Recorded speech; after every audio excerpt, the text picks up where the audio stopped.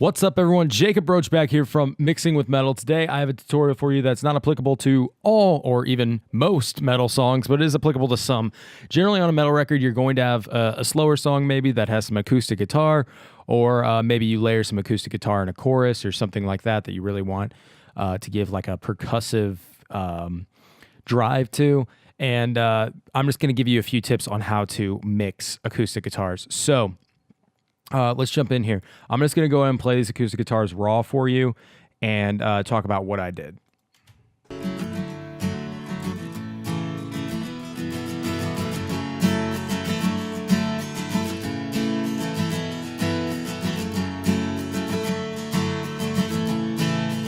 So that's how they sound raw. Just a note here, I took a mic, so I'm recording with a microphone, and then I also took a DI from the guitar. And it was a Taylor. I don't remember. I just remember it was a Taylor. And so one thing I just want to talk about really quick is your acoustic guitar is not going to sound good if it's not tracked well. Unlike DIs, you really shouldn't be editing acoustic guitars very much. Generally, what I do is I do vocal line on the tracks for each take, but they're already pretty close beforehand. You don't want to manipulate the timing too much because it can get really weird. Especially when you're playing those big chords. So DI and mic, I'll show you how I process each, but before, let me show you what I'm doing with this Pro MB. Pro MB multiband multiband compressor. I use the steel stringed acoustic guitar clarity preset, and then I went from there. So I'll bypass, it's bypassed, I'll bring it in and I'll show you what it's doing.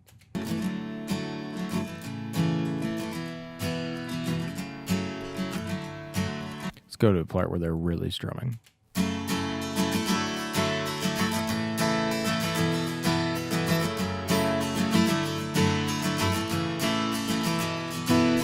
So that's already doing tonally a lot to the acoustic guitar. So basically what I'm doing is I'm identifying problem frequencies that I think just don't sound very good. I'm using a multiband compressor as a tone shaping tool. So you can see down here in this maybe 125 to 225 range, I'm expanding. So basically what that means is instead of turning down the volume whenever whenever there's low end, the low end is turned down and it brings the volume up whenever it's above that threshold. Let me just focus on that one band. You'll see how it works.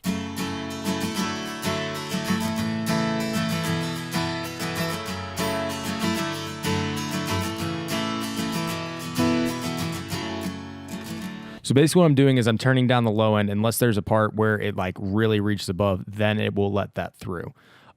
Next is this band that's going from maybe 220 up to a little over 5, maybe 5, or wait. So that's probably around 6 or 7 actually. So about 2 to 7 here. And this is the same thing, expanding. When it reaches that threshold, it'll hit through. So.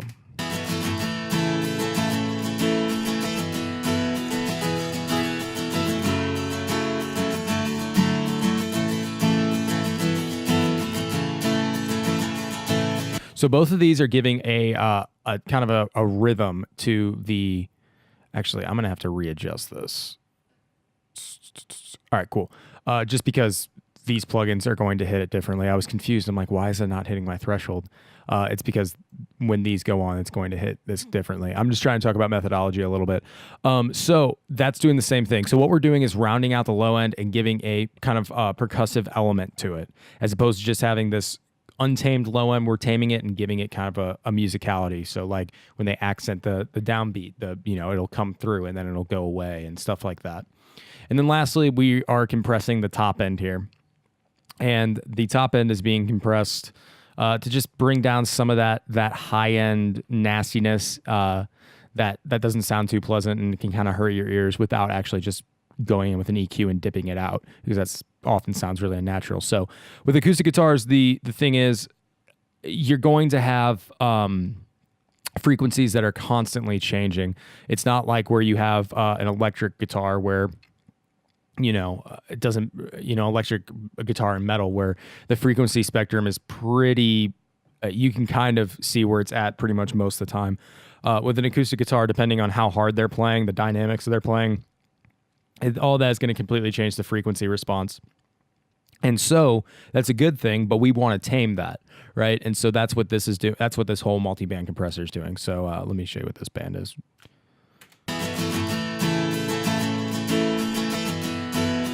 So you can see, especially when they hit harder, it brings down those highs just a little bit so that the acoustic guitar sounds balanced, not so that it's getting rid of highs. And that's what this whole thing is to balance out where they're accenting certain parts. We'll come back to this later once we go through the individual processes, but this is a staple for acoustic guitars for me.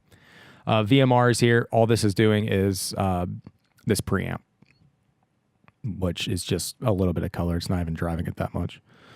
All right, let me turn these acoustic guitars down because we have a volume boost going on when we engage our virtual mix racks up here. So I'll start with the DIs.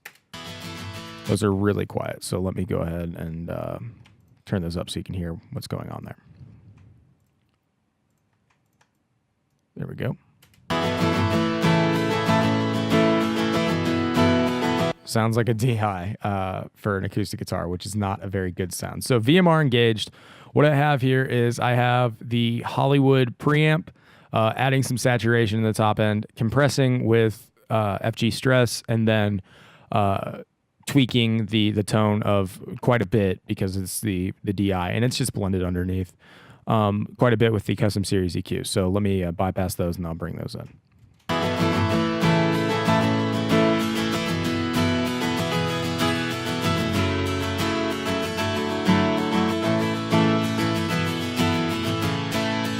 So as you can see, I'm really boosting a lot of top and getting rid of a ton of that mid-range 4 to 6, which I chose 6, just low mid garbage, and really trying to just give this a really high sound. So like lots of top end in it. Just because it's going to be blended underneath, I don't need it to sound super natural or very natural. I just need it to give me a lot of top end. So that's that. Let me bring these back down here. These are not super important. For me, at least, you can go without the DI because most acoustic or almost all acoustic DIs sound pretty bad. But it worked here, and I take it just in case. All right, mic. Let's see what's going on with the mic. The mic, I have the same setup but different settings, okay? So here, as you can see, the saturation is brought a lot higher on the, let me bring these up side by side. This is the mic on the left and the DI on the right. The saturation is driven a lot harder on the mic. Let's see, everything on the compressor is the same besides the input. I think I'm driving the mic much harder. And then the EQ is no top end change, messing around with 4K a little bit, dipping out a little bit of 400, and then boosting a little bit of 2. So same thing, like same modules, completely different settings though, besides the compressor. The compressor is the same. Okay, so let's listen to those, and then we'll just bring them in.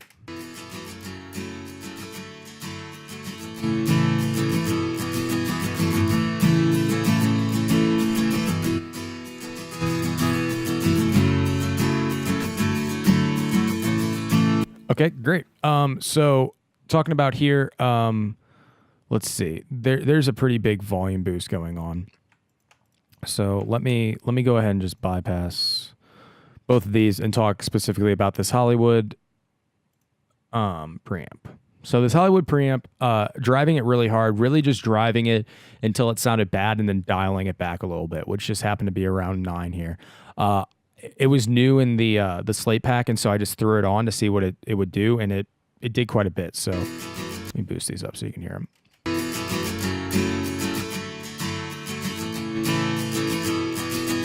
So that's the Hollywood preamp by itself. You can see everything else is bypassed. That just adds a lot. It makes the mic sound fuller. It makes it sound like more neutral. As you can hear before, there's not as much body in the guitar, so it works better that way. So let's Let's move on here. The compressor really just getting 1 dB of gain reduction, just taming some of that when they're picking really hard since it's an uncompressed instrument. And then lastly, on this EQ here, just heard some stuff up here in the upper mids that was not very nice, as well as in the lower mids. And then I just felt like the body was lacking a little bit, so I boosted some 200. Not a lot, just some subtle EQ on here. And that's it. That gets us to where we need to be with the acoustic guitars. So let me go ahead and... oops. Half speed. Let me bypass all of this, and then I will bring all of it back in so you can hear the difference.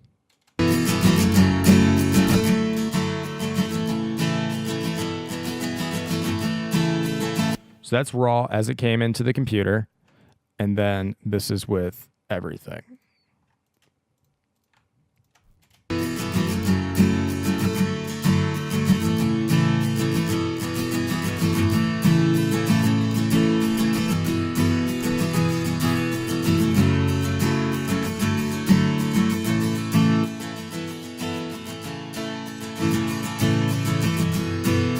So we really brought those acoustic guitars to life. And that's just something, if you have an acoustic song or whatever, it's just good to think about, because acoustic guitars are a constantly changing instrument in terms of frequency response. Really, the keys with acoustic guitar is don't go overboard. It's with an acoustic guitar, generally you want to use an instrument that already sounds good. There are cases where people have used cheap instruments to get a sound, but that is that sound, and they're probably coupling it with a really nice microphone or something like that. And so you want to start right there. Good playing, good sound from the instrument. And from there, you want to do just minor tweaks. Things like multi-band compression that subtly is shaping, for instance, let me bypass this and bring it in. Now we have all of our other processing.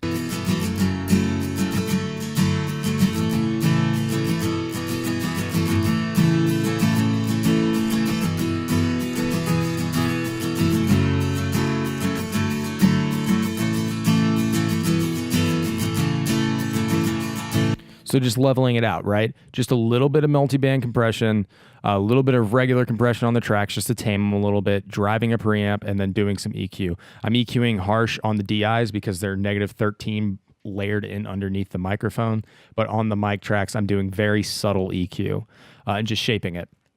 If you have to do anything beyond that, you're probably running into problem territory. So just think minimalist when dealing with acoustic guitars. And if you're trying to layer them under electric guitars, think very minimalist, but in the opposite way. Meaning try and think of what frequency range they need to sit at in the mix, and then try everything you can to get rid of other things or to deal with other issues. So yeah, that's really it. Acoustic guitars are pretty simple. Just go easy on them. Once again, guys, if you haven't already, you can head over to my website and pick up my very first sample pack. The first sample pack is going to give you drum samples in both slate trigger and wave files. They're multi-sampled drums. You're going to get a snare, a kick, and 2 toms, and you're going to five microphones for the snare and kick, and you're going to get 4 for the toms. That's going to be for all of them. You're going to get a close mic, a mono room mic, a stereo room mic, and an overhead mic. And then the snare, you're going to also get a bottom mic, and the kick, you're also going to get a kick out mic. Once again, these are multi-sampled, so they're not just one shots. You're going to be able to throw them into your projects and do everything you want with them to get your drums sounding great. I encourage that you go ahead and download them. It's only $15 for all the samples. Blend them in with other stuff. Show me your results. I'd be curious to see what you guys come up with. So hopefully this was helpful for you today. I'm working on something new right now. It's not a sample pack, but it will be available shortly. It's going to step up your guitar game. So let me know what you guys think about that in the comments below. Once again, thank you so much for tuning in, and I will see you next time.